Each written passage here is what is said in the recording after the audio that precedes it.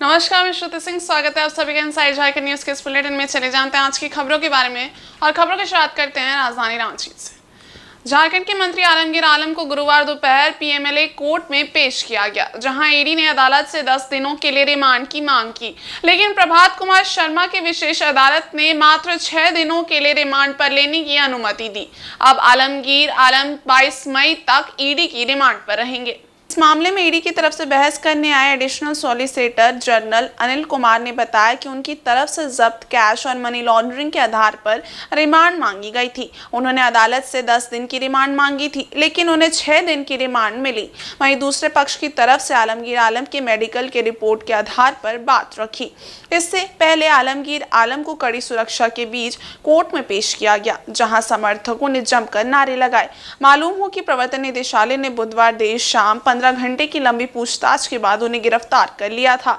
इसके बाद उनका मेडिकल चेकअप कराया गया, जहां चिकित्सकों की टीम ने उनका शुगर लेवल बढ़ा हुआ बताया। इसके बाद उन्हें दवाई दी गई थी। उधर बुधवार शाम जैसे ही मंत्री आलमगीर आलम को गिरफ्तार किए जाने की सूचना मिली, ईडी कार्यालय के बाहर गहमा-गहमी तेज हो गई थी। बता दें कि ईडी कार्यालय में पूछताछ के पहले दौर में मंत्री आलमगीर आलम अपने आप सचिव के कारनामों की जानकारी होने से इनकार करते रहे थे, लेकिन आखिरकार पूछताछ के बाद मामला साफ हो गया।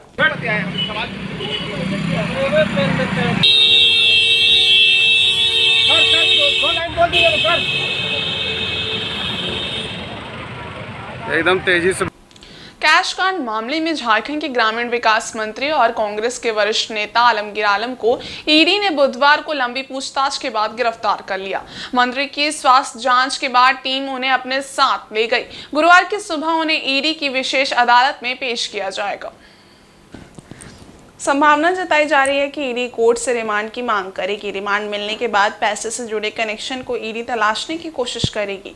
आपको बता दें कि 6 मई को मंत्री आलमगीर आलम के निजी सचिव संजीव लाल और उसके नौकर के घर ईडी ने छापेमारी की थी, जिसमें तकरीबन 37 करोड़ नकद बरामद किया गया था।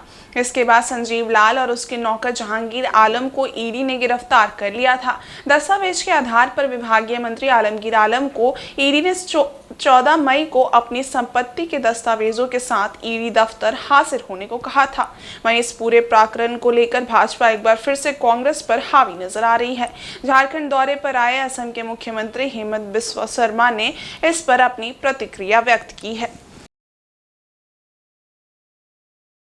रहेगा भारत में, एक से अपना बिगड़ मत जाइए। आगे बहुत देखना बाकी है, आगे बहुत कुछ होना बाकी है।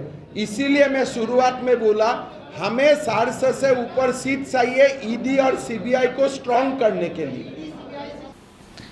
और सरायकेला जिले के आदित्यपुर औद्योगिक क्षेत्र के फेज 6 स्थित बालाजी कृष्णा इंजीटेक कंपनी में आग लगने से 7 कामगार झुलस गए। सभी झुलसे कामगारों को जमशेदपुर के टीएमएच के बर्निंग वार्ड में भर्ती कराया गया है, जहां सभी की स्थिति खतरे से बाहर है। हादसा बुधवार शाम तब हुआ जब हीट ट्रीटमेंट मशीन में तेल डाला जा रहा था।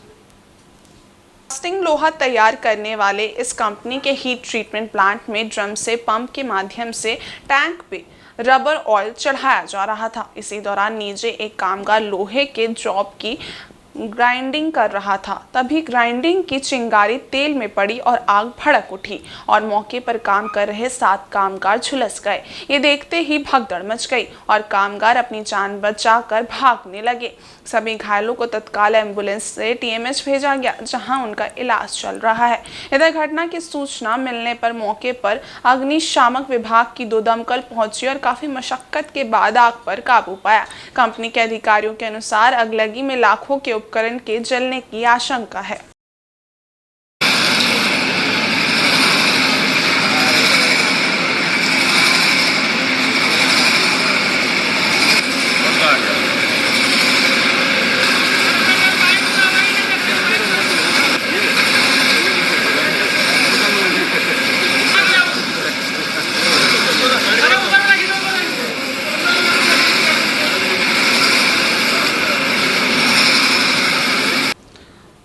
इधर झारखंड में होने वाले 7वें चरण के लोकसभा चुनाव के तहत स्क्रूटनी के बाद कुल 55 उम्मीदवार मैदान में बचे हैं। रांची में आयोजित संवाददाता सम्मेलन में बुधवार को राज्य के मुख्य निर्वाचन पदाधिकारी के रवि कुमार ने इस संबंध में जानकारी दी। उन्होंने बताया कि राजमहल लोकसभा सीट के लिए 2 फॉर्म रिजेक्ट होने के बाद 15 उम्मीदवार चुनावी मैदान में हैं। दुमका लोकसभा सीट के लिए बुधवार को 3 फॉर्म रिजेक्ट किए गए। दुमका में स्क्रूटनी के बाद 19 उम्मीदवार बचे हैं, जबकि गोड़ापन लोकसभा सीट के लिए स्क्रूटनी के बाद 21 उम्मीदवार चुनावी मैदान में हैं। यहाँ कुल 8 फॉर्म रिजेक्ट किया गया। उन्होंने कहा कि जिन मतदान केंद्रों पर 1200 से अधिक मतदाता अपने मताधिकार का प्रयोग करेंगे, वहां पर मैन पावर बढ़ाने की तैयारी चल रही है।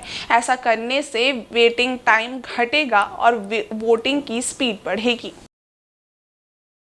आप लोगों का मतलब एक ब्रीफिंग भी दे देंगे।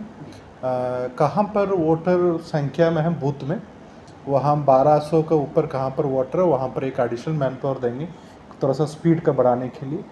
फिर उसके बाद तो बाकी कहाँ यथासंभव हो कहाँ पर भी वोटर्स है वहाँ पर हम लोग को वोटर संख्या का बढ़ा देंगे।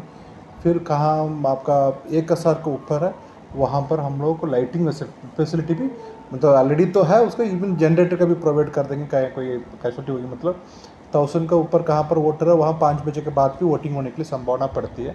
इसलिए दोनों जहाँ पर हम लोग काम कर रहे हैं अभी वोटिंग का स्पीड है, मतलब आपका कभी शिकायत होती है स्लो वोटिंग करके, उसका स्पीड बढ़ाने के लिए हम लोग आज एक स्पेशल मीटिंग भी करा रहे हैं उसको। साथ में हम लोग एडिशनल मैन पावर दे रहे हैं। आपका 1200 के ऊपर कहाँ पर है वहाँ पर एक एडिशनल पोलिंग पार्टी होंगे। साथ में कहाँ पर भी 1000 के ऊपर होंगे वहाँ पर भी हम लोग प्रयास करेंगे एडिशनल मैन पावर देके उनका वो स्पीड है वहाँ पर इम्प्रूव करने के लिए, ताकि वो वेटिंग टाइम कम हो। साथ में वहाँ पर अदर फैसिलिटी है वो भी हम लोग इम्प्रूव कर रहे हैं ताकि जल्दी जल्दी वोटिंग करा सकते हैं। वहीं सरायकेला जिले के चांडेल NH 33 स्थित पार्डी के पास मंगलवार की देर रात एक अनियंत्रित ट्रक ने कार समेत कई वाहनों को टक्कर मार दी थी। ट्रक की रफ्तार तेज होने के कारण वो सड़क किनारे लगने वाली दुकानों में जा घुसा। इस दुर्घटना में कई लोग बाल बाल बच गए। इधर पीड़ित दुकानदारों ने मुआवजे की मांग की है। बताया जाता है कि रात के लगभग 11:30 बजे आंध्रा नंबर के एक ट्रक तेज गति में जमशेदपुर से रांची की ओर जा रहा था। इसी दौरान ट्रक अनियंत्रित होकर पार्डी काली मंदिर से महज कुछ दूरी पर खड़े कार को जोरदार टक्कर मारते हुए सीधे दुकानों में जा घुसा। घटना के बाद ट्रक का चालक व खलासी फरार हो गए। इस दुर्घटना की चपेट में एक मोटरसाइकिल भी आकर पूरी तरह क्षतिग्रस्त हो गया। घटना को लेकर स्थानीय दुकानदारों ने दुर्घटनाग्रस्त ट्रक मालिक से मांग की है कि वे पहले दुर्घटना के शिकार हुए 5 दुकान मालिकों को मुआवजा दे और अपना गाड़ी ले जाए। वहीं दुकानदारों ने बताया कि जब तक ट्रक मालिक दुकानदारों को मुआवजा नहीं देता, ट्रक को ले जाने भी नहीं दिया जाएगा। लेकिन गनीमत रही रात अत्यधिक होने की वजह से इतनी बड़ी सड़क दुर्घटना के दौरान कोई जान माल की क्षति नहीं हुई है।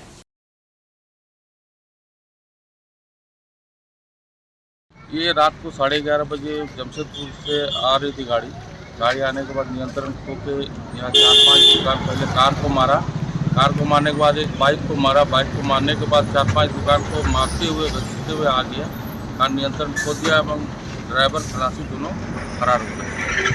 इसमें हम लोग का मांग है जो भी हम लोग को क्षतिपूर्ण हुआ है उसका मुआवजा देना पड़ेगा, तभी गाड़ी यहाँ से हटेगी। वो लोग गरीब आदमी है जिसका दुकान है, शिबू डांगर जी का दुकान है, सुजीत गोराई जी का दुकान है, उमेश यादव जी का दुकान है, तारापुरा गोराई जी का दुकान में नुकसान हुआ है।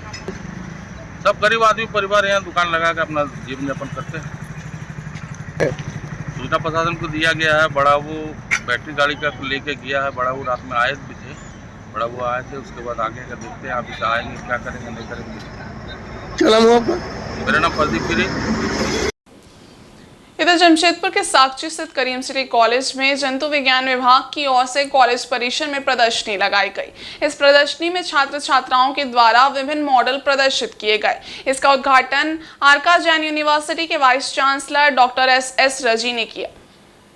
राजनीति विज्ञान के अध्यक्ष तथा कला संकाय के प्रभारी डॉक्टर अनवर साहब ने इन मॉडल के चयन में निर्णायक की भूमिका निभाई। प्रथम पुरस्कार असरफी नूर, द्वितीय पुरस्कार माफिया रसीद तथा तृतीय पुरस्कार आफिया परवीन की टीम को मिला। मुख्य अतिथि के साथ कॉलेज के प्राचार्य डॉक्टर मोहम्मद रियाज ने भी प्रदर्शनी की सराहना की। Doctor PC Banerjee, doctor Aftab Alam Khan, doctor Asgar Khan तथा डॉक्टर मोइज अशरफ सहित कॉलेज के कई प्रधानाध्यापक तथा बड़ी संख्या में छात्र छात्राओं ने प्रदर्शनी को देखा और विद्यार्थियों के प्रयत्न को सराहा। इस अवसर पर विशेष रूप से परीक्षा नियंत्रक डॉक्टर BN त्रिपाठी तथा डॉक्टर तुफैल अहमद मौजूद थे। कार्यक्रम विभागाध्यक्ष डॉक्टर शशि प्रभा के निर्देश तथा प्रोफेसर नुजहत जहां एवं सानिया तहरीन की देखरेख में संपन्न हुआ।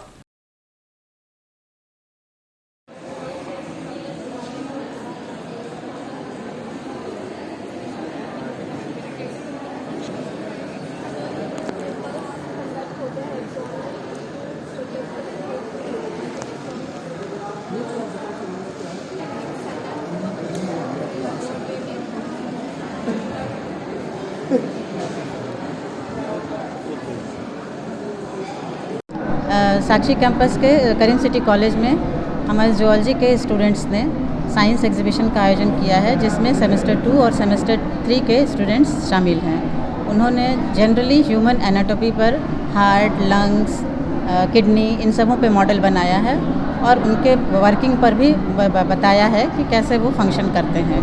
प्लस कुछ इकोसिस्टम पर, कुछ पॉल्यूशन पर, इससे रिलेटेड मॉडल्स भी उन्होंने बनाया है। और इसमें मुख्य अतिथि हमारे अर्का जैन यूनिवर्सिटी के वीसी डॉक्टर सैयद सफदर रजी थे, प्रिंसिपल उपस्थित थे और जज जो हैं वो हमारे अनवर साहब हैं, जो पॉलिटिकल साइंस के हेड हैं। जूलॉजी डिपार्टमेंट करीम सिटी कॉलेज के द्वारा साइंस एग्जीबिशन किया गया, जिसमें बच्चों ने नए नए तरह तरह के मॉडल्स बनाए जो जूलॉजी से रिलेटेड है। जिन चीज़ों को आप किताब में देखते हैं उनका एकदम लाइव मॉडल बना करके बच्चों ने जिस तरह से प्रेजेंटेशन किया है, ये अपने आप में एक बहुत बड़ी बात है। और इस साइंस एग्जीबिशन का मकसद ये है कि बच्चों के दिमाग में कुछ नया इनोवेशन चलता रहता है, उसको अपने आइडियाज़ को मॉडल के ज़रिया लोगों के सामने बताना, ये मेरा उद्देश्य था और इसमें हम बहुत हद तक कामयाब हुए हैं। और आज के दिन हमारे पास 30 मॉडल्स तैयार हुए हैं, जिसमें एक मॉडल में 3 स्टूडेंट्स हैं और जिसमें तमाम बच्चों ने बड़े बढ़ चढ़ करके पार्टिसिपेट किया। ख़ास करके डॉक्टर शशि प्रभा, डॉक्टर सानिया और नुजहत, ये तीनों और शादी के ये 4 लोग मिलकर के पूरे बच्चों को जो है ना इसके लिए तैयार किए। और हम उम्मीद करते हैं कि ये मॉडल शाम तक तमाम बच्चों के बीच में दिखाया जाएगा, जो कॉलेज के लिए और बच्चों के लिए बहुत फ़ायदे की बात है। चुनावी दौरे पर झारखंड आए असम के मुख्यमंत्री हेमंत बिस्वा शर्मा ने एक बार फिर हिंदुत्व के लिए सनातनियों को जागने की बात कही है। उन्होंने प्रदेश बीजेपी कार्यालय में प्रेस वार्ता के दौरान कहा कि सनातनी राम पट्टी पहने ऑफिस चले आए तो सब उसे हटाने को कहेंगे, लेकिन मुसलमान अपनी टोपी पहने तो उससे कोई हटाने को नहीं कहेगा। झारखंड को असम नहीं बनने देने की बात करते हुए कहा कि आज असामी अपने अस्तित्व बचाने के लिए जूझ रहे हैं, इसलिए अपने झारखंड में घुसपैठियों को देखते ही मारो, उनके हाथ पैर तोड़ दो, उनके अंदर डर होना चाहिए, नहीं तो ये सब यहाँ शासन करेंगे और आप कुछ नहीं कर पाएंगे। जब हमें 300 सीटें आए तो राम मंदिर का निर्माण हुआ, अब 400 सीटें आने दीजिए, काशी और मथुरा भी लेंगे। हमें संविधान नहीं बदलना, हमें संविधान से बर्फ बोर्ड के अधिकारों को खत्म करना है। साथ ही उन्होंने कहा कि आरक्षण आदिवासी, ओबीसी और पिछड़ा वर्ग को मिले, लेकिन कांग्रेस जो पीछे के दरवाजे से मुस्लिम को आरक्षण दे रही है उसे रोकना जरूरी है।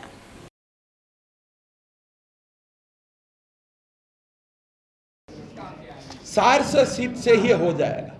एक बार देखिए, जब 300 सीट मांगा था, आप सोचे थे राम मंदिर बनेगा, तब तो आप डेट मांग रहे थे।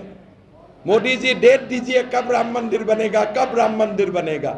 ऐसा सांबादिक मेल में जब मैं आता था ना, अरे हेमंत जी 300 तो मिल गया, राम मंदिर कब होगा, 370 कब जाएगा। ऐसे आप लोग एक समय हम लोग को इंसाल किया करते थे, थोड़ा याद कीजिए। आज वो भाषा बदल हो गया। अभी 400 सीट दीजिए, पाक ऑक्युपाइड कश्मीर भी मोदी जी लाके आपको दिखा देगा। कैसे लाएगा, कैसे करेगा, वो मोदी जी को छोड़ दीजिए, उसमें हमें पढ़ना नहीं है। हमारा काम है मोदी जी को ठप्पा लगाना। 400 सीट एक बार लगा दीजिए। अगर आप भारतीय है, आप पाक ऑक्युपाइड कश्मीर चाहिए, 20 तारीख आप मोदी जी को वोट दीजिए, बाकी काम समाप्त। वहीं जमशेदपुर लोकसभा क्षेत्र के प्रत्याशियों का चुनाव प्रचार अब परवान चढ़ चुका है। सभी अपने अपने स्तर से प्रचार प्रसार में लगे हैं। इसी क्रम में पूर्वी सिंहभूम जिले के मुसाबनी प्रखंड अंतर्गत विभिन्न क्षेत्रों में सांसद प्रतिनिधि जयंत घोष ने जनसंपर्क अभियान चलाकर भाजपा प्रत्याशी से सांसद विद्युत वरण महतो के पक्ष में वोट मांगा। जमशेदपुर लोकसभा भाजपा प्रत्याशी सह विधायक सांसद विद्युत वरण महतो के पक्ष में सांसद प्रतिनिधि जयंत घोष ने मुसाबनी प्रखंड अंतर्गत विभिन्न गांवों में जनसंपर्क अभियान चलाया। इस दरमियान भुइयां, बोरो, देवली आदि गांव में कीर्तन के माध्यम से जनसंपर्क अभियान चलाया गया। मौके पर मतदाताओं के बीच पर्चे भी बांटे गए। पर्चा देकर लोगों को विद्युत वरण महतो के पक्ष में वोट करने तथा 19 मई को घाटशिला स्थित मऊ भंडार तान प्रतिभा मंच में आयोजित होने वाले प्रधानमंत्री नरेंद्र मोदी की जनसभा में शामिल होने की अपील की गई। इस मौके पर मनोज प्रजापति, गणेश नायर आदि उपस्थित थे।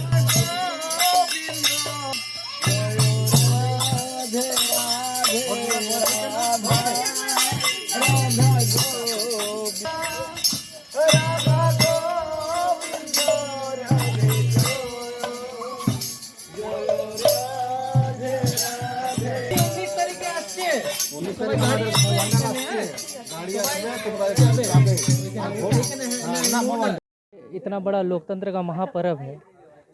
आज हम लोगों के यहाँ माननीय प्रधानमंत्री श्री नरेंद्र मोदी जी का आवागमन भी 19 तारीख को होने जा रहा है। तो इसी उपलक्ष्य पे हम लोग पूरा गांव-गांव को घूमकर माननीय सांसद श्री विद्युत वरण महतो के लिए कमल छाप में वोट डालने के लिए सबको ये कर रहे हैं, प्रेरित कर रहे हैं। और हम लोगों को यही आशा है कि हम लोगों इस बार 5 लाख वोट से विजयी होंगे। वहीं जमशेदपुर के बिस्टोपुर स्थित मिलानी हॉल में सामाजिक संस्था बंगबंधु की ओर से बंगला के 2 महान कवि रविंद्रनाथ टैगोर व काजी नजरुल इस्लाम की जयंती मनाई गई। इसमें बतौर मुख्य अतिथि मुख्यमंत्री चंपई सोरेन शामिल हुए। उन्होंने बंगाल, उड़ीसा समेत सभी जनजातीय भाषाओं को समृद्ध और विकसित करने के लिए जरूरी कदम उठाने की घोषणा की।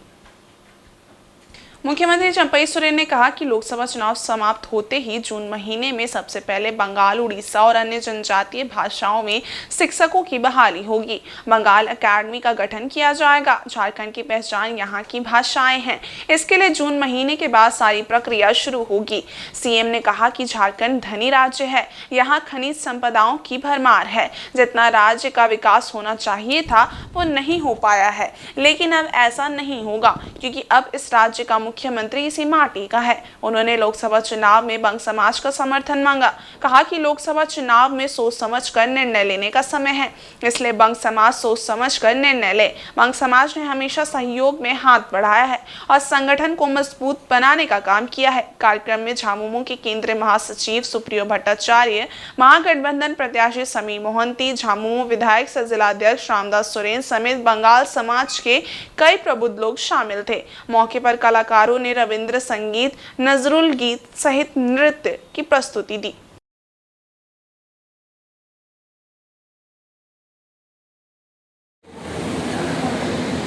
এখানে আমার পড়াশোনা আর আমার রাজনৈতিক জীবন এখান থেকে শুরু হয়েছে।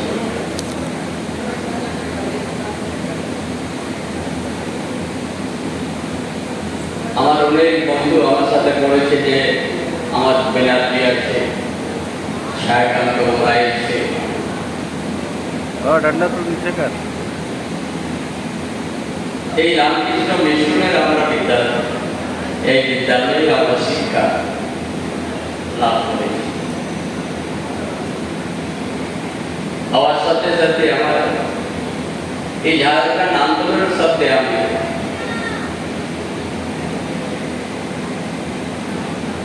অনেকে সক্রিয়ভাবে আমি কাজ করতে গেলাম। মজদুর আন্দোলন এখানে এই ডাটার সাথে অনেকে মজদুর আন্দোলন করে অনেক সফল নেতৃত্ব করেছে। কিন্তু আজকে এই মিলনী বলে এই সময়ে আমরা এখানে বসেছি পুরা দেশে এই নির্বাচন সময় লোকসভায় নির্বাচন অনেকই মহত্বপূর্ণ নিজের এক সঠিক নির্ণয় দেওয়া এক সময় এই সময় আমরা বসি আমার অনেক লোকের সাথে পরিচয় আছে কিন্তু আজ এই মানুষ জীবনে অনেক কিছু কাজ করতে হবে